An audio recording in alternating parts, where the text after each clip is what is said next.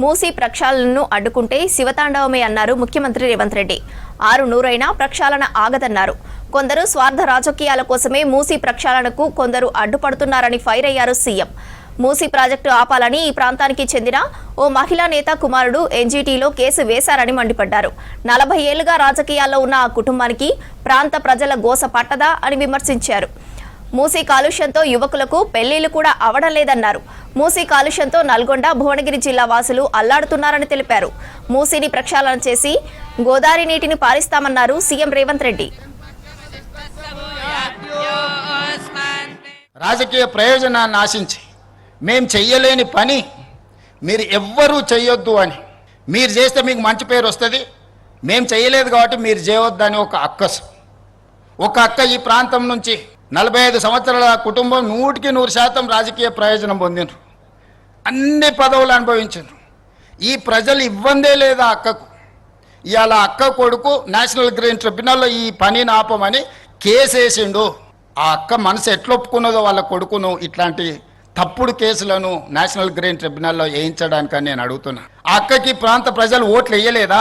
వాళ్ళ కుటుంబాన్ని ఆశీర్వదించలేదా? ఈరోజు ఈ రాష్ట్రంలో, ఈ దేశంలో ఆ అక్కకు గుర్తింపు వచ్చింది, ఆ కుటుంబానికి గుర్తింపు వచ్చింది. ఇవాళ ప్రజాప్రతినిధులుగా, మంత్రులుగా పదవులు అనుభవించిండ్రంటే ఈ ప్రాంత ప్రజల ఆశీర్వాదం లేదా? ఈ ప్రాంత ప్రజల ఆకాంక్షలకు వ్యతిరేకంగా ఈ ప్రాంత అభివృద్ధిని అడ్డుకోవడానికి నీ కన్న కొడుకే ఎన్జీటీలో కేసు వేస్తుంటే ప్రజాప్రతినిధిగా మీరు కొనసాగడానికి అర్హత ఉందా అని చెప్పి నేను ఆ అక్కని సందర్భంగా అడగదలుచుకున్నా.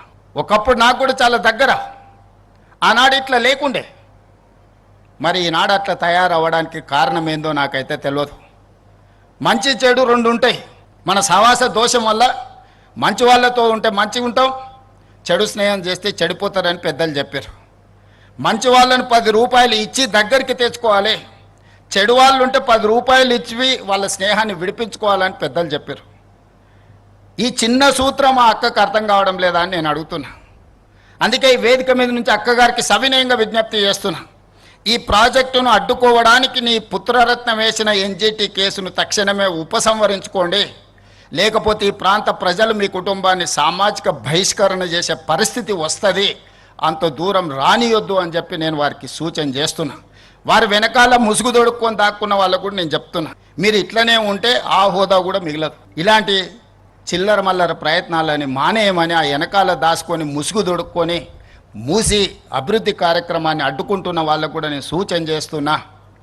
ఇది రాజకీయ వేదిక కాదు, కానీ ఈ ప్రాజెక్టుకు సంబంధించిన అంశం కాబట్టి ఈ వేదిక మీద నుంచి నేను ప్రస్తావిస్తున్నా. ఏది ఏమైనా 600 అక్కడి సూర్యుడు ఇక్కడ మొలిసిన ఈ ప్రాజెక్టు చేసి తీరుతాము. ఇది మా దీక్ష, ఇది మా శివ దీక్ష. రామప్ప మందిరం ఆనాడు పనులు మొదలుపెట్టినప్పుడు అక్కడ దర్శనం చేసుకొని రుద్రదేవుడు నిర్మించిన రామప్ప ఆలయంలో మొక్కుకొని బయలుదేరినాం. ప్రజాపాలన తెస్తాం, ప్రజలకు మేలు చేస్తామని.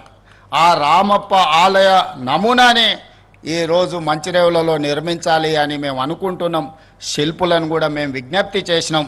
ఆ రామప్ప ఆలయ శివుడి సాక్షిగా ఈ వేదిక మీద నుంచి నేను చెప్పదలుచుకున్నా, ఖచ్చితంగా మూసీ నది ప్రక్షాళనే కాదు, ఇక్కడ ఆలయాన్ని నిర్మించి ఒక గొప్ప పుణ్యక్షేత్రంగా, దక్షిణ కాశీగా, ఈనాడు కాశీ నుంచి గంగా జలాలు తీసుకొచ్చింది యథాలాపంగా కాదు, దక్షిణ కాశీగా రాణించే విధంగా ఈ పుణ్యక్షేత్రాన్ని ముందుకు తీసుకెళ్తాం.